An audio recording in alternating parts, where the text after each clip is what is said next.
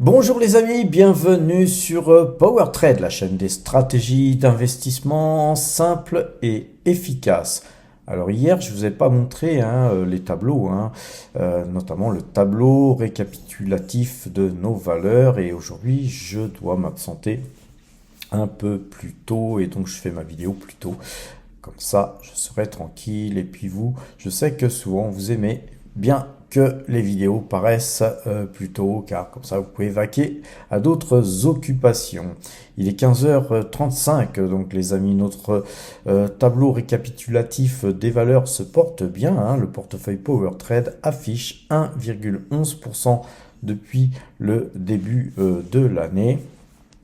Hier, on était à 0 et donc à 0% et à 0 euros de gain. Donc aujourd'hui, nous avons gagné 15 572 euros dans la journée. Alors des journées comme ça, oui, ça fait plaisir. Mais ceci dit, les amis, depuis le début de l'année, j'ai du mal, je dois bien avouer que j'ai du mal à performer, donc je ne fais que des petits allers-retours, voilà, je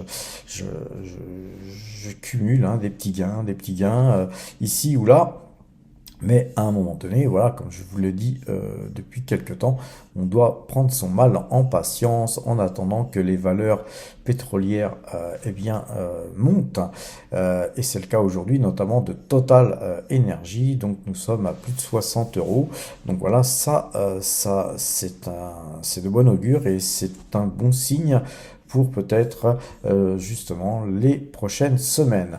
Alors, on n'a rien bougé aujourd'hui, on n'a rien acheté, on n'a rien vendu et on observe aussi qu'il n'y a pas que Total Energy qui se porte bien dans notre portefeuille, on a aussi nos cryptos qui depuis quelques temps s'apprécient de jour en jour. On a eu un petit décrochage hier, mais aujourd'hui, on est en train de rattraper tout ça. Et puis, on a pas mal de BNB, on a des BTC et puis de l'ETH. Donc, voilà, notre petit trio de crypto fait que notre portefeuille est quand même bien garni en crypto puisque nous avons 1,49% de nos allocations d'actifs qui sont donc investis en crypto alors qu'il y a seulement 6 mois, je pense qu'on était à 0,60%.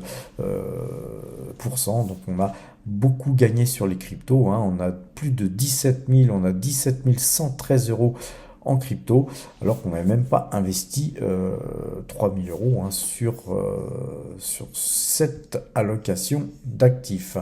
Alors allons voir un petit peu les graphiques. On va commencer par tous nos tops, top de la journée, c'est Total Energy. On voit que la bougie, elle est très très belle et on est en train de s'attaquer à ce plus haut.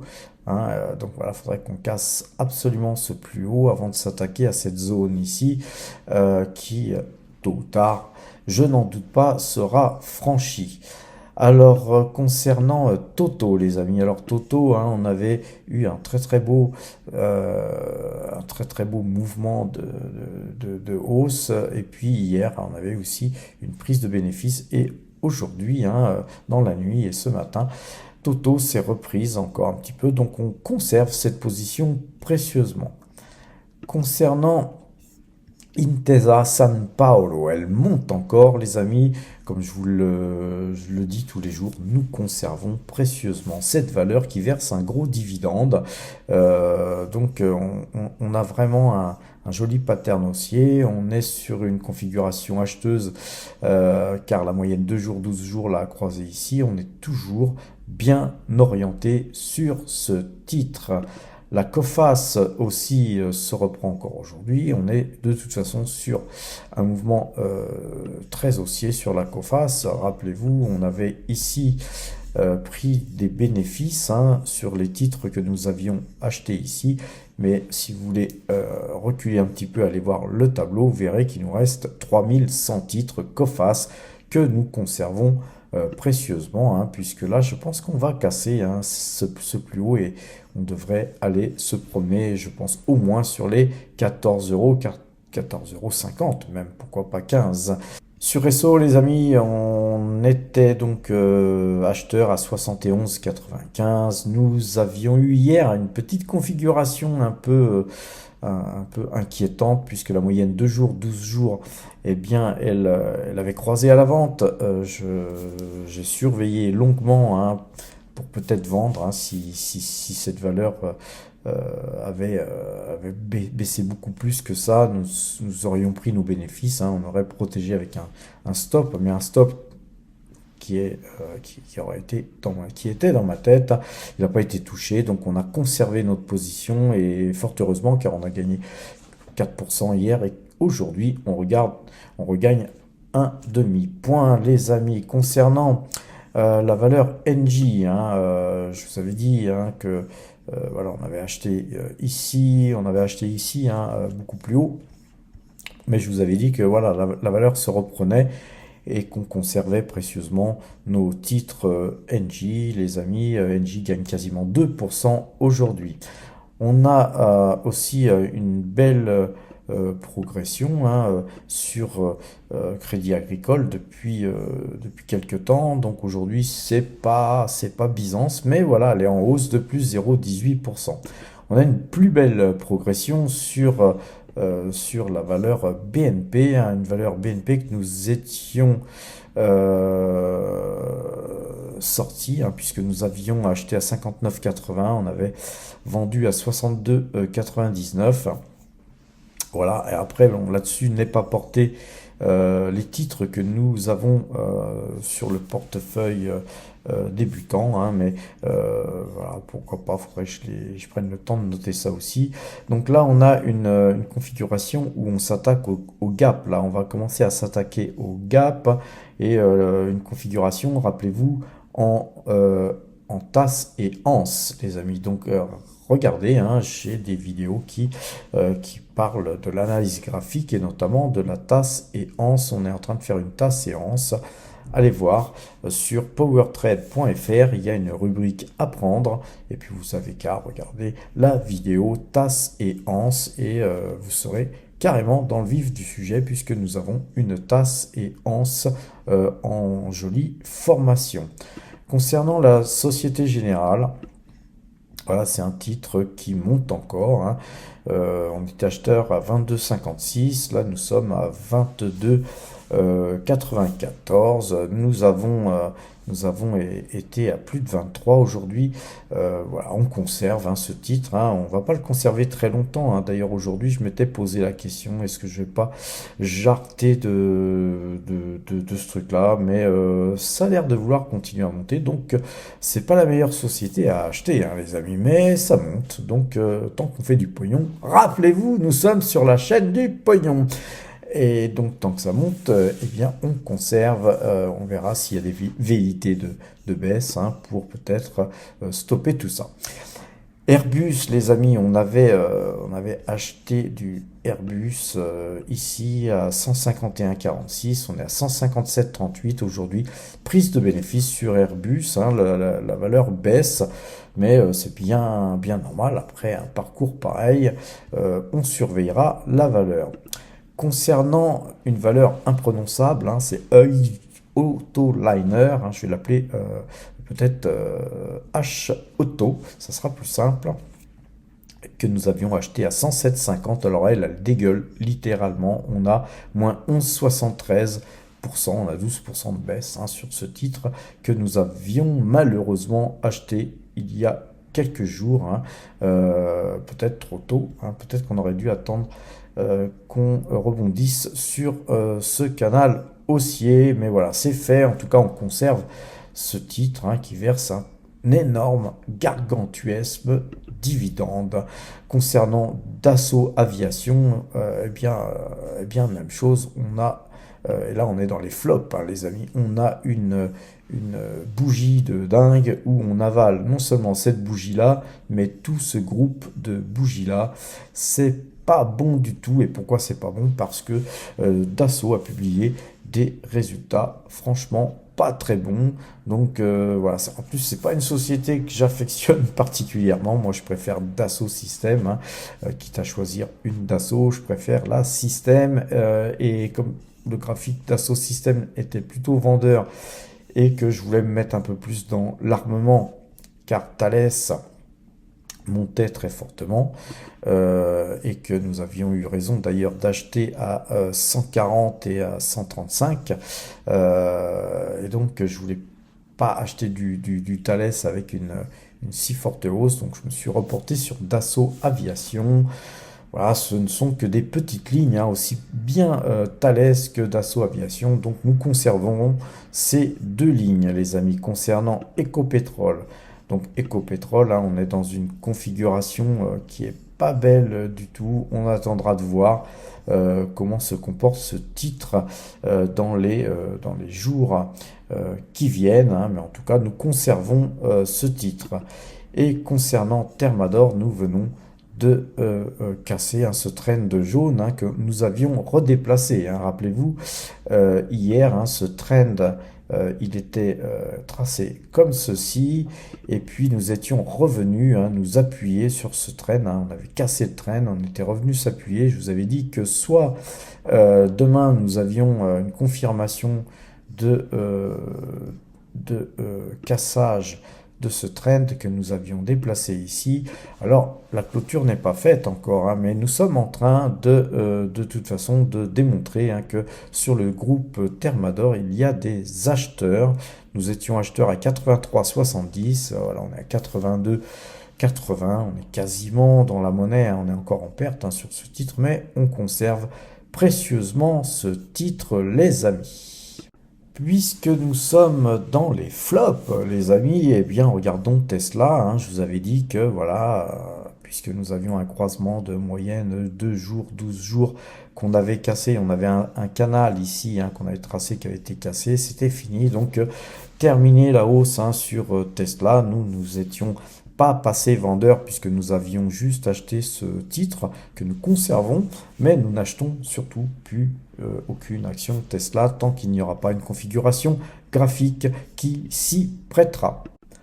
Concernant HCO, hein, rien du tout, elle bouge pas, là on est à 0% de hausse, mais elle tient bien. Donc voilà, tout ce qu'on souhaiterait, hein, c'est de voir cette valeur repartir, hein, et si elle repartait on va dire, en cuvette, hein, en assiette, comme je vous ai montré dernièrement dans une vidéo, pourquoi pas, hein, ça me plairait bien, hein, même si on devait conserver ce titre plus longtemps que prévu. Alors, concernant Taiwan Semiconductor, on a une superbe configuration haussière, hein. Rappelez-vous, on avait dû vendre des titres Taiwan Semiconductor car nous avions Fortuneo qui souhaitait clôturer notre compte société car ils ne souhaitent plus avoir de société dans leur livre, et donc cette opération d'avoir dû vendre à quasiment 100 $ nous a fait perdre 41%, les amis, sur ce titre, hein, car vous le savez, ces titres, on les avait depuis longtemps. Donc heureusement, il nous reste une toute petite pause, hein, encore sur un compte société. Mais voilà, c'est un petit peu dommage de ne pas avoir, justement, sur le compte Fortuneo, où on avait notre plus grosse ligne Taiwan Semiconductor, de ne pas pouvoir avoir réussi à bénéficier de cette hausse. Mais voilà, la bourse, hein, c'est le temple des regrets, les amis. Donc nous avons aussi une petite hausse de pratiquement 2% sur Petrobras, hein, Petrobras qui est une société qui a pas mal baissé là, ici. Nous la conservons. Nous allons avoir ici, c'est quel jour? Ça, c'est le 7 mars, hein. Donc c'est demain, les amis, on va avoir des estimations de bénéfices qui, j'espère, seront confirmées. On a donc des publications de résultats demain sur Petrobras. Elle monte un petit peu. Voilà, on attendra de voir comment sont ces résultats demain. En tout cas, en général, nous, depuis que nous avons Petrobras, on peut dire qu'avec Petrobras, on brasse, les amis, hein. Rappelez-vous, on est sur la chaîne du pognon. On va regarder un peu Realty Income, hein. Sur Realty Income, on est en train de latéraliser un petit peu. Là, on ne sait pas trop où on va. On a fait une belle baisse ici. C'est une belle valeur, hein, qu'on peut ramasser de temps à autre, hein, sur des signaux. Là, pour l'instant, tant qu'on casse pas ces plus hauts là ici, je dirais qu'il n'y a rien à faire sur Realty Income, hein. On conserve ce qu'on a, mais sans plus. Concernant Coca-Cola, les amis, on était sorti ici à 58 86, hein, pareil, hein, à cause de la fermeture de notre compte chez Fortuneo. Là, actuellement, on est à 59,80. Donc là-dessus, on morfle pas trop, car voilà, ça a été un peu erratique. Je pense que voilà, on reviendra sur ce titre au moment voulu, hein, quand ma société versera son dividende. Et on va terminer sur Alibaba, les amis. Là, on a un gap sur Alibaba. Elle monte de 3%, hein, 3,05%. C'est un peu difficile de travailler cette valeur, mais cette valeur n'est vraiment pas chère, hein, à ces prix-là, les amis. Moi, je conserve Alibaba pour la vendre bien plus haut, hein. J'aime pas, comme vous le savez, des objectifs prédéterminés, etc. Mais là, on est plus ou moins en train de dessiner une figure en diamant. Rappelez-vous, j'ai fait des vidéos. J'ai fait une vidéo sur les figures en diamant. Là, on a à peu près, pratiquement, hein, c'est dommage qu'on n'a pas fait vraiment plus haut ici, mais je pense qu'on peut considérer que c'est une figure en diamant. Si on casse ça par le haut, les amis, les objectifs minimum, hein, ça va être beaucoup plus haut, hein. Je dirais que ça serait plutôt du 87, 80, allez, 87 dollars, les amis, voire 95 dollars. Et puis donc, quand on est si proche des 100 dollars, pourquoi pas 100 dollars. Donc, quand on l'a acheté à 72 dollars, on peut se faire facilement 30% sur cette valeur. En tout cas, nous la conservons précieusement. Alors, les amis, journée compliquée, hein, depuis ce matin pour moi. Et puis ce matin, j'étais plongé sur le site Trivago à regarder un petit peu les hôtels, car vous savez que je vais bientôt partir en Thaïlande, donc j'étais en train de comparer les prix, de regarder les plus belles chambres, etc. En fait, j'étais dans mes rêves, hein, tout simplement. Et donc j'étais assez absorbé par ce que je faisais, et j'avais pas vu, hein, que le CAC 40 était passé vendeur. Et puis donc évidemment, j'ai tout un tas d'amis, hein, power traders qui font du futur. Et voilà, quand on fait partie du cercle power trade, eh bien on a pour habitude, hein, de se faire des petits messages de façon à nous prévenir, tiens, le CAC est acheteur, le CAC est vendeur. Donc ayant reçu ce message, j'ai donc regardé, et puis donc le CAC remontait, il remontait, donc je me suis mis sur le 5 minutes, et j'ai attendu que le 5 minutes, qui était passé acheteur sur le 5 minutes, en moyenne de 12, et j'ai attendu, hein, tout simplement que la moyenne de 12 repasse à la vente, et donc elle est repassée à la vente, et donc j'ai amélioré le signal, hein. J'ai donc vendu à 7953.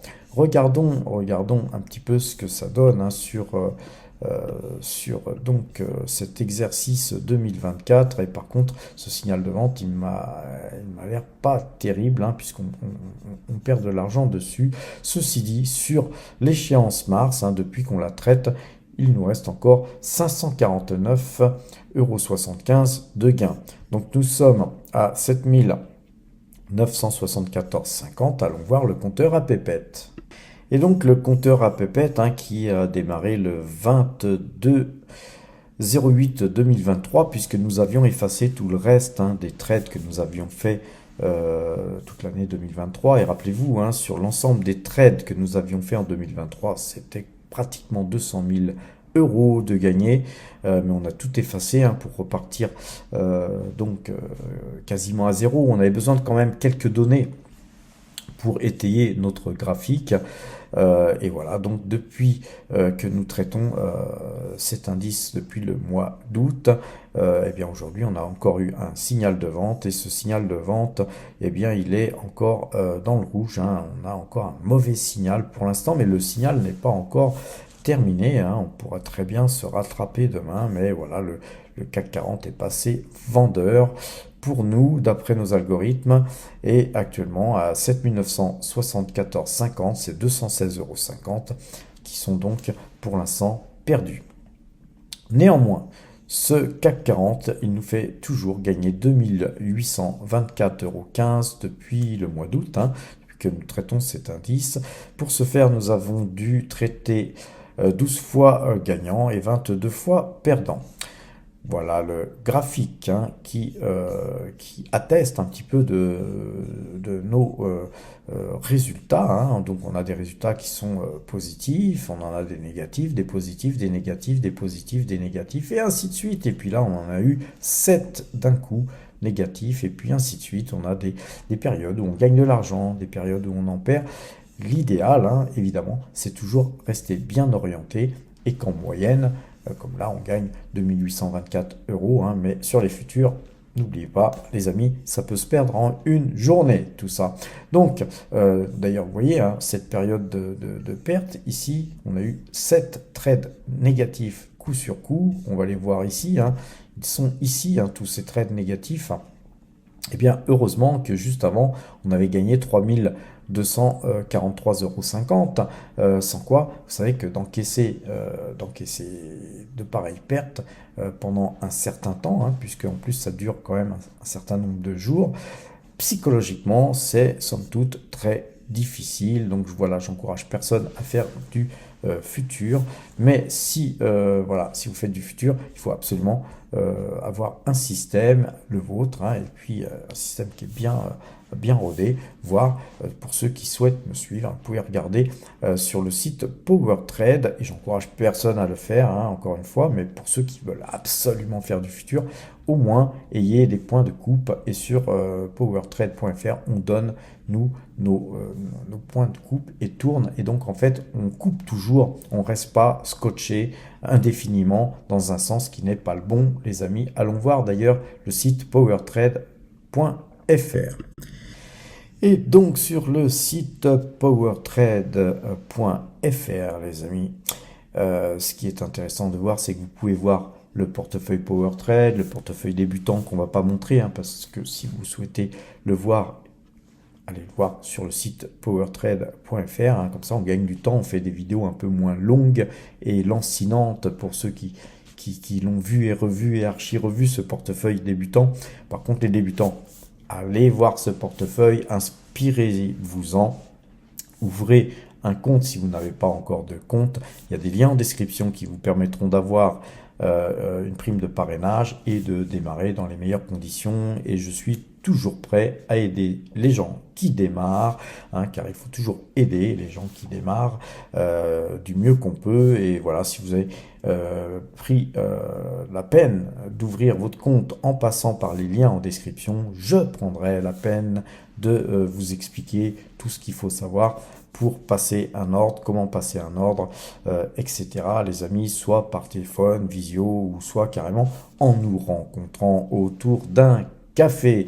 Les marchés futurs, vous l'avez sur cet onglet ici. Cet onglet ici nous donne accès aux marchés futurs, CAC 40, DAX, S&P 500 et j'espère très bientôt le Nasdaq 100. Là, vous voyez que ce matin, nous avons coupé et tourné. J'ai pas encore inséré le lien, mais parce que j'ai fait ça à la va-vite, hein. Mais en tout cas, vous avez vu que puisque 7921 a été touché, nous avons vendu, et puis le contrat est en position donc, et vous avez là le nouveau point de retournement, hein. On pourrait très bien dans la même journée repasser donc acheteur si 7968,30 était touché jusqu'à 17h30, hein. Après, en transaction hors séance, on ne regarde plus, les amis. Et donc, comme d'ailleurs on est très très proche, hein, de ce point, on va aller jeter un coup d'œil tout de suite, car je sens que le marché est en train de passer acheteur. Donc ce point, hein, c'est 68,30. Si on casse ça, hein, si on touche ça, il faut absolument repasser acheteur, et donc on pourrait perdre deux fois de suite, hein, deux mauvais signaux de suite où on perdrait de l'argent. c'est les marchés futurs, les amis. Et si on ne tourne pas et on ne coupe pas, on n'est plus dans le système. Et le risque, hein, c'est de vous trouver accroché dans le mauvais sens avec des pertes considérables. Donc, ne faites ce type de marché que si vous avez des reins solides au niveau financier et que vous pouvez vous permettre de perdre de l'argent. Et faites aussi en sorte d'avoir la tête sur les épaules et puis le cœur bien accroché, les amis. Alors, on va aller voir tout de suite sur notre position. Oh là là, on est à 68, 69, donc on va aller voir le cash. Le cash, les amis, on est à 65, on va rafraîchir sur zone bourse. On est à 59, hein. Donc je préfère aller voir sur ce qui vient de se passer dernièrement. On est à 69,45 le plus haut, hein, les amis. Et on avait dit quoi? On va aller voir sur le site 69,45. Eh bien, on est passé acheteur, les amis. Donc, je vais tourner devant vous tout de suite ma position sur le marché futur, hein, futur CAC 40. Et donc, pour ce faire, je suis donc ici, je vais donc acheter, hein, puisque là nous sommes à -1, vous voyez on a -1, donc je vais acheter un contrat, et pour ce faire je vais devoir en acheter deux. Je devais devoir en acheter deux, ordre jour, on va le passer marché, quantité 2, voilà, et donc on va acheter deux contrats futurs, puisque les amis, le CAC 40 est passé acheteur. Donc vous voyez que c'est très très dur, hein, les marchés futurs, c'est pas tous les jours où le pognon coule à flot. En tout cas les amis, voilà, nous sommes à présent, vous voyez, acheteur d'un contrat. Je mettrai le compteur à pépette à jour tout à l'heure, hein, mais avant de vous quitter, on va quand même aller regarder, notre portefeuille PowerTrade, hein. Donc nous sommes toujours pas mal, hein, on est toujours bien embringué. On voit que ça se met à jour toutes les 20 minutes, hein. On voit donc Total et Énergie est à 59,95, et quand on va regarder, hein, sur zone bourse, on voit qu'on est à 60,17, hein. Donc notre portefeuille, hein, il va se mettre à jour d'ici quelques secondes, je pense, à bien plus haut que ce qu'on peut voir actuellement. Mais on va pas attendre ça, je vais vous quitter à présent, comme ça je vais pouvoir publier cette vidéo rapidement, hein. Ainsi ceux qui font du futur comprendront mieux comment fonctionnent mes algorithmes. Je vous souhaite une bonne fin de journée, une bonne fin de soirée, portez-vous bien et à demain.